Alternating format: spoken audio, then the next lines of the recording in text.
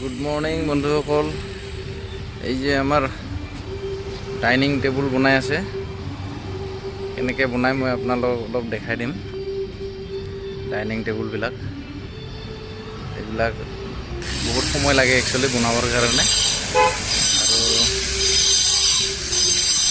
এইবিলাক আৰু বহুত ভেৰাইটিজ বস্তু লাগে। খালি ফট কৰি বনাই দিব পৰা নাযায়, ইয়াত বহুত বস্তু লাগে, লগতে অলপ সময়ো লাগে, আঠা চাঠাও মাৰি থ'ব লাগে। অলপ কেনেকৈ বনাই মই আপোনালোকক দেখাই দি আছোঁ। তো বন্ধুসকল, আজিৰ দিনত বহুত মানুহে গ্ৰেনাইটৰ ডাইনিং বা টেবুল ইউজ কৰে। একচুৱেলি গ্ৰেনাইটৰ ডাইনিং বা টেবুল ইউজ কৰিব বহুত ভাল হয়, কাৰণ ইয়াতে ইজিলি ক্লিন হয়, কোনো প্ৰব্লেম নাই। অলপ কাপোৰ মাৰি দিলে একদম চাফা হৈ থাকিব, চিকচিকা হৈ থাকিব। আৰু লগতে ইয়াতে বহুত কিবা কিবি ইয়াৰ ওপৰত পাৰিবৰ কাৰণে কোনো দৰকাৰ নাই, লুকটো ভাল হয়। তো এইবিলাক কাৰণত বহুতে গ্ৰেনাইটৰ ডাইনিং বা টেবুল ইউজ কৰে।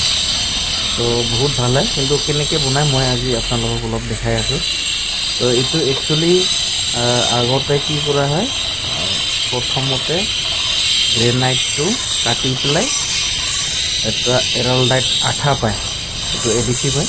তো এডিচিভখিনি দি ইয়াতে মল্ডিং কৰি ৰাখি থৈ দিয়া হয়, মানে আঠা লগাই থৈ দিয়া হয়। তো ডাবল মল্ডিং হয় একচুৱেলি।